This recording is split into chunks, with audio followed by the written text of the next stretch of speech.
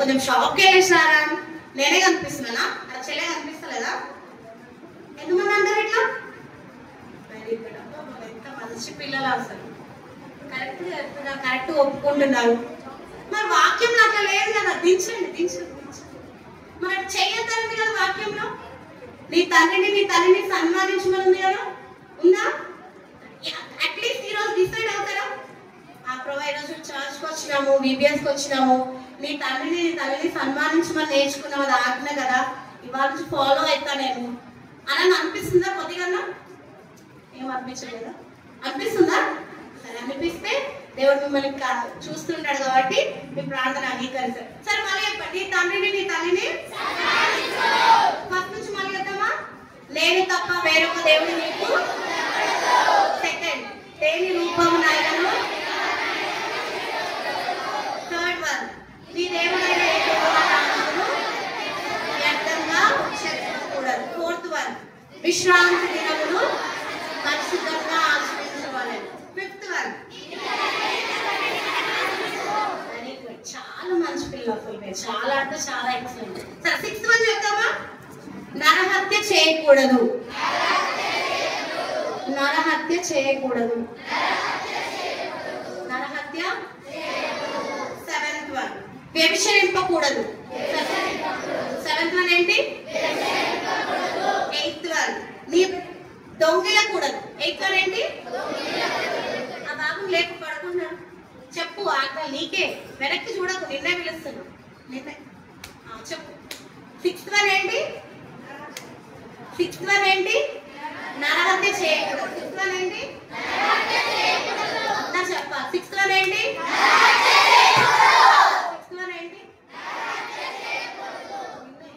Sixth one ఏంటి?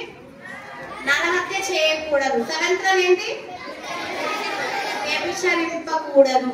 Seventh one ఏంటి? Eighth one. Ninth one ఏంటంటే నీ పొరుగు వారి మీద అబద్ధ సాక్ష్యం పలకకూడదు. నీ పొరుగు వారి మీద. నేను చూస్తున్నా మార్నింగ్ నుంచి అక్కడ వీడియో చేసింది, అక్కడ మొత్తం వీడియో అసలు నాకు సంబంధమే లేదు. వీడియో తింటుండే, ఇక పబ్లిక్ వీడియో తింటుండే, నేను అస్సలు తింటాను. అక్కడ ఒక వీడియో యాడ్ నుంచి పరిగెత్తింది అక్కడ వీడియో, నేను అస్సలు పోదు. అది వాడు ఎప్పుడు అదే చెప్తున్నావు, నేను కదా అంటే వాడు పిల్లలు వాక్యం అదే చెప్తుంది, ప్లీజ్ వినాలి. నీ పొరుగు వారి మీద అబద్ధ సాక్ష్యం పలకకూడదు అనే వాక్యం ఆజ్ఞ దేవుడు వాళ్ళకు ముందే ఇచ్చిండు.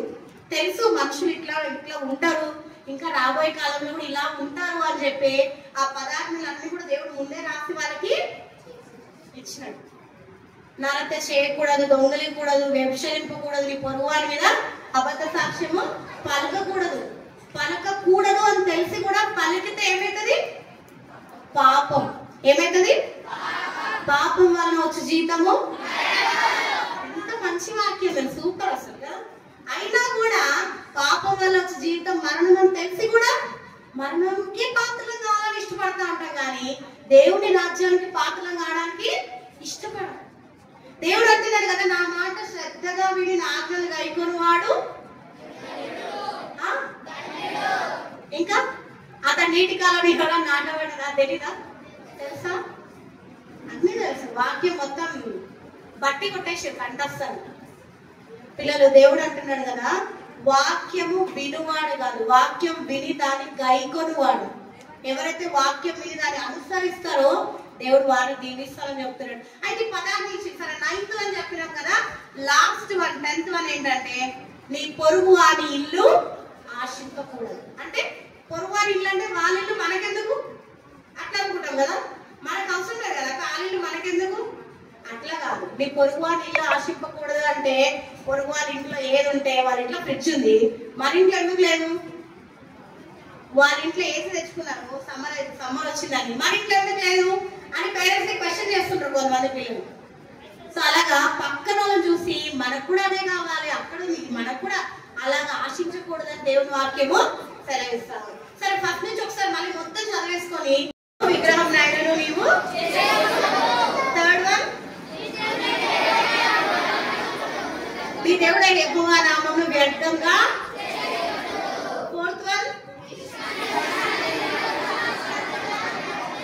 విశ్రాంతి దినమును పరిశుద్ధంగా. ఫిఫ్త్ వన్, తల్లిని. సిక్స్త్ వన్, నరహత్య. Seventh one, eighth one, ninth one, నీ పొరుగు వారి మీద అబద్ధ సాక్ష్యము.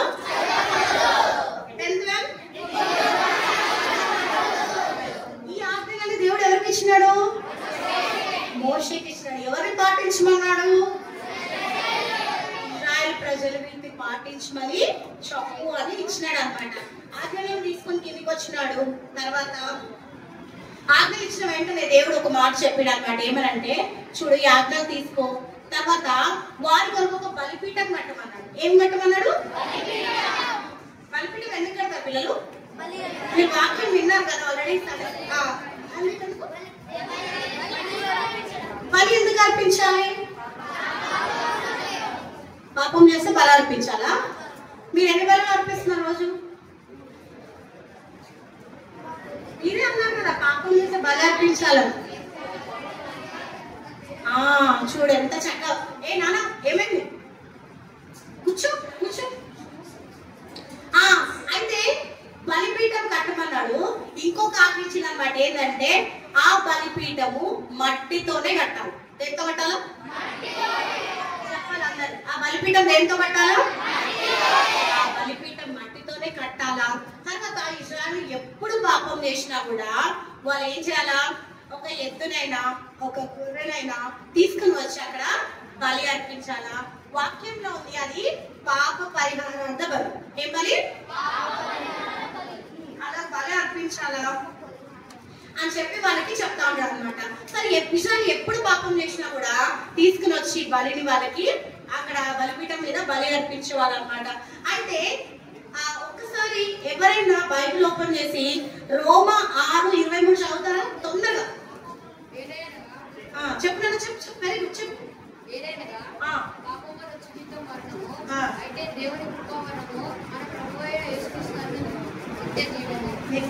Very good. ఏం పేరు?